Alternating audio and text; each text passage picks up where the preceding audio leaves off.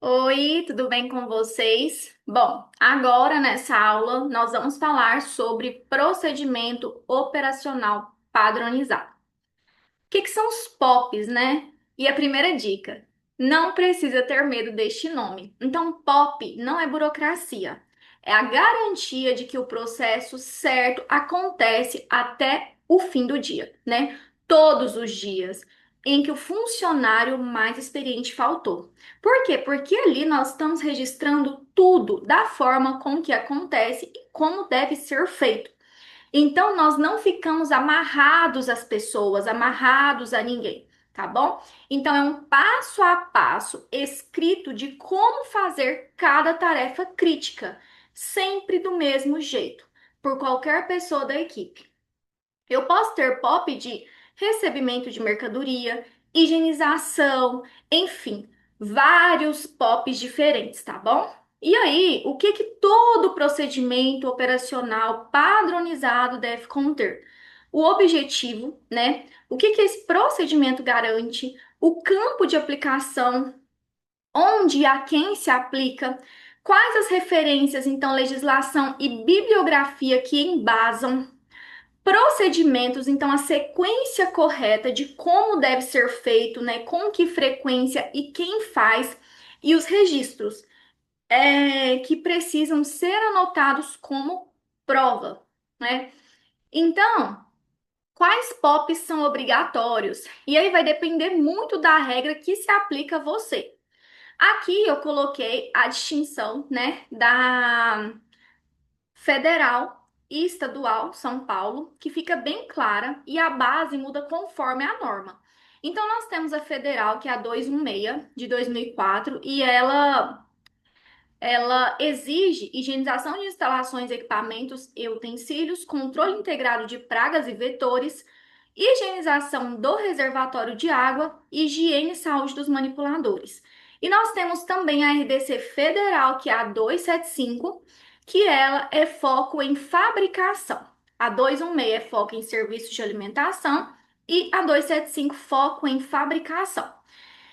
Higienização e instalações de utensílios, controle e potabilidade da água, higiene e saúde dos manipuladores, manejo de resíduos, manutenção e calibração dos equipamentos, controle de vetores e pragas, seleção de matéria-prima e recolhimento dos alimentos. Então, por exemplo, em uma unidade de alimentação e nutrição, a gente não vai ter recal, né? Então, eu não vou ter Por quê? Porque a gente já faz ali e já é servido, né?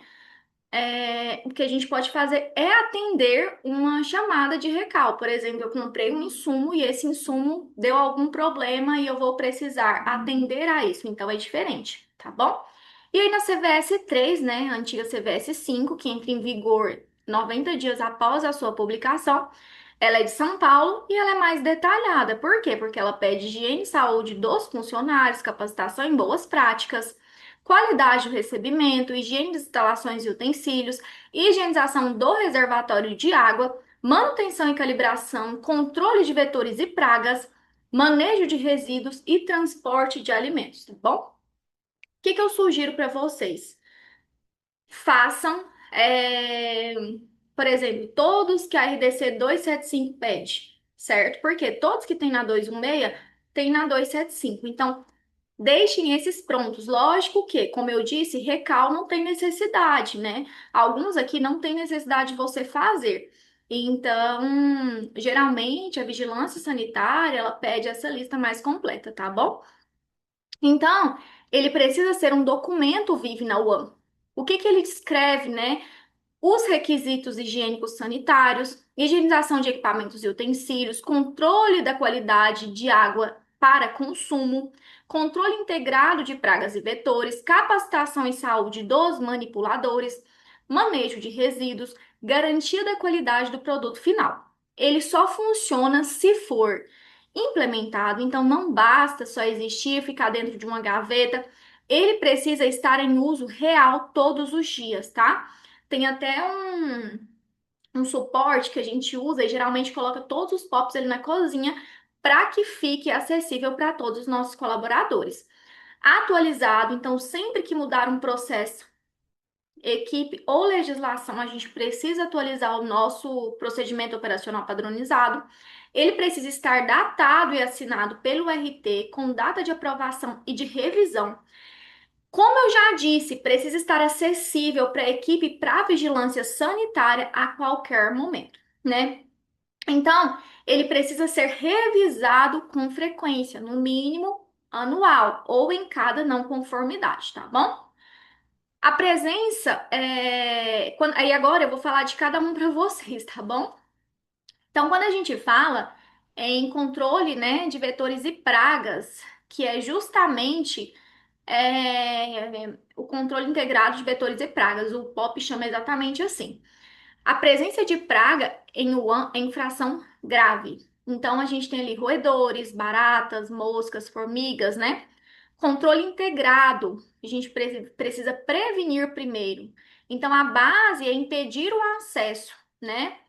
O abrigo e o alimento das pragas. Então, telas, vedação de frestas, né? Sempre que tiver aquele abertinho ali as frestas, a gente conseguir fechar, manejo de resíduo correto e limpeza, desinsetização, né? Química, só entra quando a prevenção não basta. Então, quando a gente previne e não adianta, a gente precisa correr e aí manter sempre também a detetização em dia, isso é importantíssimo. E sempre ter uma empresa licenciada para fazer esse serviço para nós, manter o certificado, né, de que foi feito ali o procedimento correto, tá bom? E aí, quando a gente fala de manejo de resíduos, né, o lixo mal manejado, ele atrai praga e contamina o alimento. Então, a gente precisa ter ali um coletor com papel, a remoção frequente. Gente, o quanto é feio quando a gente chega em um refeitório ou uma cozinha, aquele lixo está ali transbordando. Então, a gente sempre ter um fluxo separado, o óleo residual, a área de resíduos e o POP de resíduos, tá bom? E aí, o que que a gente precisa entender, né, sobre os mitos que derrubam algo, né? Mitos e verdades. Então, a gente escuta muito falar que congelar mata bactérias. É verdade ou é mentira? O que que acontece? O congelar, ele paralisa o crescimento, né? Então, muitas sobrevivem e voltam a se multiplicar, tá? Se cheirar e parecer bom, está seguro. Não está seguro, a gente sabe disso, né?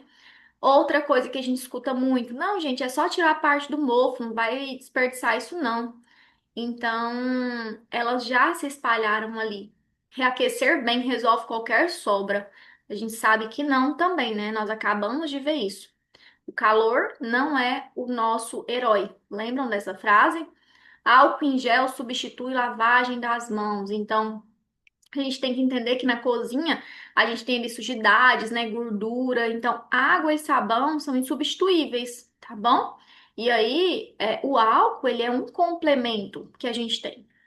Lata estufada, se ferver, pode usar. Estufamento pode indicar bactéria, né? Isso é muito sério. Então, não prove, não arrisque, descarte.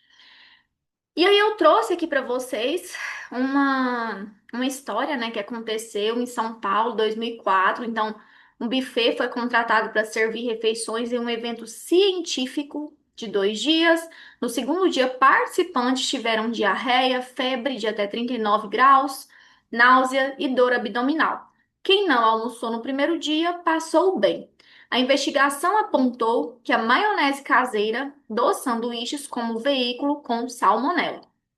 Então, para vocês entenderem, né? Ele ficou ali, esse sanduíche ficou ali exposto a 30 graus Celsius, né, em temperatura ambiente por horas. Qual que foi a causa raiz, né? A maionese crua, ela leva o quê? Ovo. Maionese, desculpa, ela leva o quê? Ovo cru. E os manipuladores usando anéis, utensílios velhos, riscados, né? Misturas de potes de marcas diferentes e o alimento exposto por hora em um dia quente, então pensa 30 graus Celsius, né, sem controle de temperatura. Qual que é a consequência? O surto entre os participantes. Então, o buffet, ele não tinha cozinha fixa, nem documentação sanitária exigida e foi autuado pela vigilância sanitária. Quem aqui já atuou em eventos de grande porte sabe o quanto é sério, né? Quando a gente precisa estar ali fazendo o controle real, é, com toda a documentação em dia, acompanhando, principalmente a temperatura. E aí, eu trouxe aqui para vocês uma reflexão de pensar mesmo como gestor. Os colaboradores de vocês usam adornos? Os utensílios estão íntegros, né? Por quanto tempo molhos e preparações à base de ovo ficam expostos no seu serviço? Então, a primeira coisa, eu já evitaria o uso desses molhos à base de ovo, né? Eu acho muito arriscado. E aí, qual que é o aprendizado que fica, né? O higiene do manipulador, utensílios íntegros e controle de tempo e temperatura barram a salmonela antes de ir para o prato. E aí, a gente precisa olhar também para a microbiologia como ferramenta de gestão. Então, da cozinha à diretoria. Então, a gente precisa entender sobre custo, laudos, indicadores e como tomar essas decisões. Então, a gente tem que entender assim, ó, um único episódio, ele pode encerrar contratos e reputações, né? O que a gente tem de custos diretos, descarte imediato de todos os alimentos suspeitos, interdição parcial ou total pela vigilância sanitária, afastamento da equipe para investigação e exames, análises laboratoriais de alimentos, águas e manipuladores, multas e penalidades sanitárias conforme gravidade.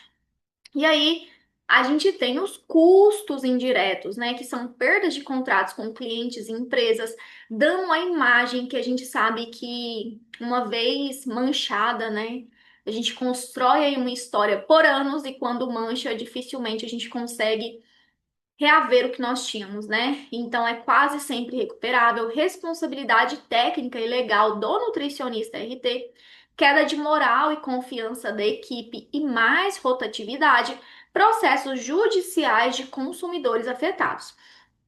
Gente, se eu vou contratar uma empresa, né, para algum evento ou para algo do tipo, e se essa empresa já tem um histórico de desses episódios, eu vou evitar. E aí a gente precisa entender que o investimento, na verdade, não é um investimento, é prevenção sempre, né? O menor custo, ele é sempre o que previne o surto. Isso é argumento para gestão, né? Isso não é só saúde pública, tá bom? E aí, quando eu falo para vocês que prevenir é sempre mais barato e dá para a gente provar, então a gente fala em investir na prevenção. Então, a gente tem um custo previsível e controlado. Investimento com termômetros, planilhas, registros de rotina, treinamento e capacitação da equipe, manutenção e calibração dos equipamentos, análises microbiológicas programadas conforme legislação. Tudo cabe no orçamento e vira previsibilidade. Eu consigo prever aquilo. Agora, quando a gente pensa em eu vou ter que pagar por um surto, né? O custo é imprevisível e explosivo, então a produção inteira é descartada de uma vez. O faturamento é parado durante a interdição, a perda de contrato que levou anos para você fechar, honorários jurídicos e indenizações, reputação abalada, que é o mais caro de se recuperar. E aí a gente precisa, né, quando a gente leva isso para a diretoria, porque muitas vezes a gente escuta assim, ah, é frescura, nossa, mas agora eu não posso comprar termômetro, nossa, mas análise, para que isso? E aí a gente precisa entender como que a gente traduz a segurança de alimentos em linguagem de negócio, né? A diretoria, ela não decide por saúde pública, ela decide por risco e retorno. Então, aprendam a traduzir. Ao invés de vocês falarem assim, precisamos trocar os equipamentos de refrigeração.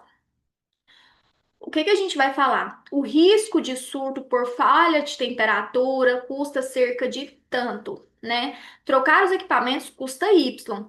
E Y é bem menor, a prevenção sai mais barata. Então, eu sempre falo para vocês que a gente precisa aprender a falar a linguagem dos números, né? Os funcionários, eles precisam fazer exames. Como que eu vou falar? O acompanhamento de saúde da equipe, a exigência sanitária, não cumprir a infração. A infração pode virar interdição, né? e a parada de faturamento. E aí, ao invés de falar, nós temos muitas inconformidades, porque hoje eu vejo que a maioria, né, gente, não todo mundo, mas vai lá, bate um checklist e entrega para o dono. E aí, o que que ele vai fazer com esse papel? Então, a gente precisa traduzir, né?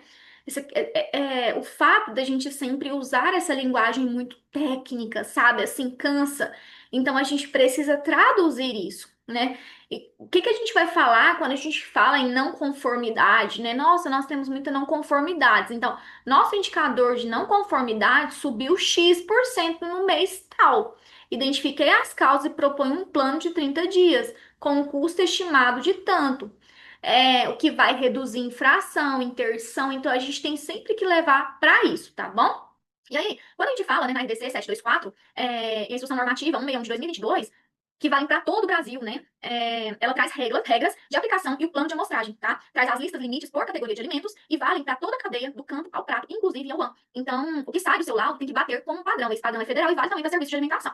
E aí tem três classificações: aceitável dentro do padrão, intermediária entre os limites e inaceitável acima do limite. Então, é reprovado, tá? Então, que o laudo, ele não é papel guardado, né? Ele é dado para a gente agir. Por quê? O que que a gente precisa monitorar dentro da UAN? As superfícies, né? Então, a gente precisa, quando vai lá fazer a análise das superfícies, a gente sabe que isso é muito importante. Os alimentos preparados, frios, pós-resfriamento, prontos. A água, né? Então, a frequência conforme a fonte de abastecimento, a saúde dos manipuladores no acompanhamento periódico, as amostras de controle guardadas para investigar o surto. Então, como que a gente consegue ler esses resultados, né? Dentro do padrão, o processo está validado, então a gente vai manter e registrar. Fora do padrão, a gente vai revisar o processo e documentar a ação corretiva, tá? E repetidamente fora, então a gente está tendo ali uma falha estrutural, por exemplo, processo, equipamento ou equipe. Então a gente volta ali para poder revisar, tá? E aí, quando a gente tem um resultado duvidoso, a gente precisa repetir a análise com mais pontos de coleta. E aí, a gente precisa entender, eu quis muito trazer isso para vocês, essa frase, né? Sua apólice de seguro contra acusações e injustiça. Por que que a gente guarda a amostra, né? Se surgir suspeita de surto, a amostra guardada permite analisar exatamente o que foi servido. Ela pode confirmar o problema ou muitas vezes inocentar a sua cozinha quando a origem foi outra. É uma prova a seu favor. Então a gente tem a rotina, né, de retirada de amostra. Geralmente eu falo aí que a gente precisa guardar uma porção, né, representativa de cada preparação servida. Eu gosto de guardar no mínimo 100 gramas, né? Por quanto tempo? Então, a gente mantém a amostra pelo período previsto na norma, creio que 72 horas. Como que a gente conserva isso sob refrigeração ou congelado, bem identificado e isolado, usando saquinhos, né, próprios para a amostra? Identificação, então a gente vai colocar preparação, data, horário, responsável. Sem isso, não vale de prova. Geralmente, quando acontece algum surto e os laboratórios vão fazer a retirada, eles próprios vão lá. A gente nem consegue nós levarmos. Então, a gente tem que ter muito cuidado com isso, tá? E aí, deixa eu voltar aqui. E aí, eu trouxe outra reflexão para vocês aqui, que é o quê? Situação real e a decisão certa, né? A gente precisa decorar essa tabela. A situação que você enfrenta, alimento fora de temperatura por tempo desconhecido. O que que a gente precisa fazer? Descartar, sem exceção. Colaborador com sintoma gastrointestinal. Afastar imediatamente da manipulação. Alimento com mofo visível, descartar o produto inteiro. Então, nada de tirar só um pedacinho, só uma beirinha que tá tudo bom. Não. Ali a micotoxina já espalhou, já tomou conta. Então, dois ou mais comensais com sintoma após a refeição. Notificar vigilância sanitária e preservar amostras do registros. Aqui, eu tenho muita cautela com isso aqui. Geralmente, a gente espera. o contratante vir falar conosco, né? E quando isso acontece, a gente já segue os caminhos ali corretos. O que que eu gosto de fazer? Eu já gosto de mandar para análise de imediato, tá bom? Então, não conformidade que se repete no mesmo ponto. A gente precisa fazer uma investigação estrutural. Processo, equipamento, equipe. Onde nós estamos errando? O laudo dentro do padrão. Validar o processo, registrar e manter o controle. E aí tem uma frase que eu uso muito que é: o que não se mede não se gerencia, né? Então, não conformidade de temperatura. Quando a gente fala em não conformidade de temperatura, a gente está se referindo a registros fora do padrão, né? É, E aí, quando a gente tem aí 2% disso fora do padrão, os nossos registros, isso é alto, então a gente precisa revisar o equipamento ou a rotina. E aí, quando a gente tem ali a taxa de descarte microbiológico, né? Os quilos descartados por causa microbiológica dividido pelo total produzido, a gente consegue quantificar a perda e justificar, né?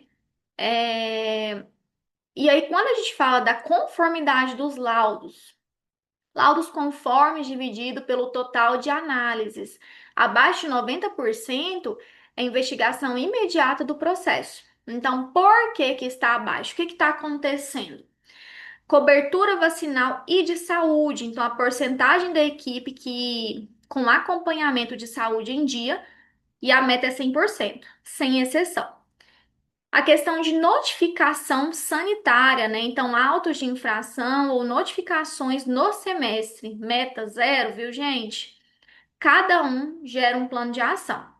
E a cobertura de treinamento, então a porcentagem da equipe com treinamento de boas práticas atualizado, também a meta é 100%, tá bom? E aí, passo a passo, né? Quando a gente tem uma suspeita de surto. Coloquei aqui um passo a passo dos primeiros minutos. Então, suspeita de surto, dois ou mais pessoas com sintomas parecidos após consumir o mesmo alimento ou água, a partir daí, age em ordem. Imediato. Suspenda na hora a distribuição dos alimentos suspeitos. Segregue e isole todos os produtos possivelmente envolvidos. Colete e preserve amostras dos alimentos suspeitos. Lógico que assim, gente, a coleta deve ser feita antes, né? Com toda certeza. Então, notificar a autoridade sanitária ou até mesmo os nossos gestores, né? Preservar todos os registros, temperatura, manipulação, laudos. O que que eu vejo muito? Na hora que o negócio é aberta, estourou um surto. Aí eu vou tirar a amostra, aí eu vou analisar, preencher as minhas planilhas, um número fictício, e está certo? Não tá. Então, não descarte nada que possa ajudar na investigação. Depois, colabore com a investigação, forneça informações e documentos, levante a causa raiz do que aconteceu e monte um plano de ação corretiva para impedir a recorrência. Olha só, uma situação que aconteceu comigo, né, em um dos hospitais. Nós servíamos todos os dias um lanche e aí, um dia a gente recebeu uma notificação que que um enfermeiro havia recebido um lanche com larva. Então, a gente sabia que vinha tudo muito fresco, né? A equipe técnica analisava tudo para ver como que estava. A gente fazia a degustação. E aí a gente foi de imediato e pediu para recolher. E quando a gente recolheu, o que que a gente percebeu? Não era o lanche que estava sendo servido no dia. Aquele lanche, que era um cachorro quente que estava ali exposto com salsicha e tudo mais, ele havia sido servido há 3 dias atrás. Então, ele estava ali exposto. Então, alguém tentou nos prejudicar, mas nós fazíamos todos os registros e isso nos ajudou muito, né? Então, a gente nem precisou acionar vigilância sanitária, por quê? Porque a gente já foi direto ao ponto e aí já comunicou o hospital, disse que havia acontecido, a pessoa foi advertida e graças a Deus deu certo, tá bom? E aí eu trouxe mais uma reflexão para vocês, né? Estados Unidos, 92, 93, essa rede de hambúrgueres, né? Serviu hambúrguer. mal processados, contaminados com E. coli. A empresa cozinhava a 60 graus, norma federal, e ignorava as exigências de 68 graus, que é a norma estadual. Mesmo após reclamações da carne mal passada, e aí uma promoção de alto volume sobrecarregou o controle de cocção. Então pensa, foi tudo assim, tumultuou tudo, né? E aí, qual que foi a causa raiz? Decisão consciente de manter a cocção mais baixa para o hambúrguer não ficar duro, mesmo sabendo que 68 graus Celsius necessários para destruir a bactéria. Qual que é a consequência, né? Ações milionárias. Então, quase levou à falência, tá? E aí, uma sugestão para vocês pensarem como gestor, né? Onde na sua operação uma decisão de produtividade. Por quê? Porque a gente pensa assim, ah, vou produzir mais. A gente não pensa na consequência daquilo. Pode estar passando por cima de um parâmetro de segurança, né? Quanto isso custa? Qual que é o valor final disso? Qual que é o aprendizado que a gente tira? Segurança dos alimentos é decisão de gestão. Não é frescura, gente. Não adianta. Ignorar um parâmetro conhecido é assumir um risco que se paga muito caro, tá? E aí, eu trouxe aqui para vocês um checklist de bolso para vocês aplicarem na sua One amanhã mesmo, né? Então, todos os dias, o que que a gente tem que fazer? Conferir, e registrar temperatura das câmaras, né? 2 vezes. Checar a temperatura do recebimento e recusar tudo que estiver fora do padrão. Cronometrar o resfriamento. Higienizar as mãos nos momentos chaves.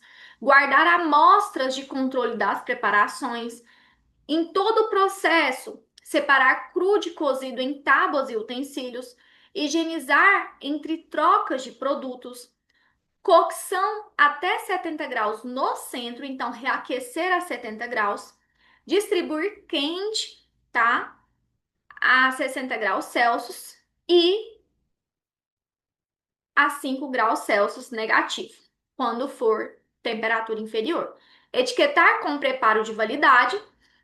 Sempre no seu dia, POPs escritos, treinados e monitorados, nada de documento na gaveta, manual de boas práticas atualizado e assinado, saúde da equipe acompanhada, então afastar quem adoece, controle de pragas e manejo de resíduos ativos, indicadores acompanhados mês a mês.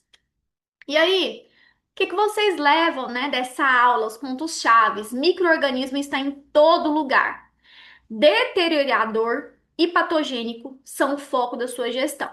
Bactéria é a principal ameaça. A toxina do Staphylococcus resiste ao calor. Contaminação, deterioração e infecção têm custos crescentes e todos são preveníveis. O binômio, né, que a gente falou tanto aí no binômio tempo-temperatura, é a sua principal barreira. Então, monitore, registre e cobre. A contaminação cruzada, ela é silenciosa. Então, a gente precisa criar barreiras físicas e de processo, porque elas resolvem.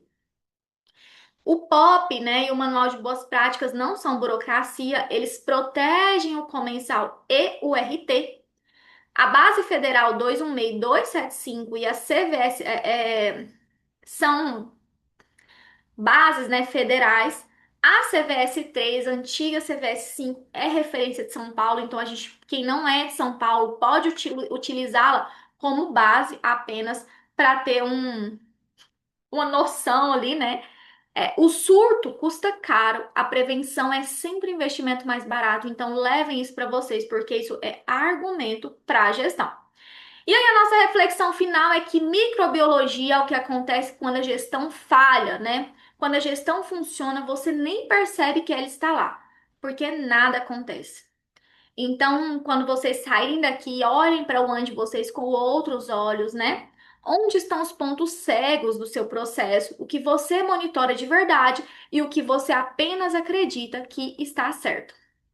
E aí, eu coloquei aqui que as atividades estão disponíveis para vocês, né? Para vocês responderem.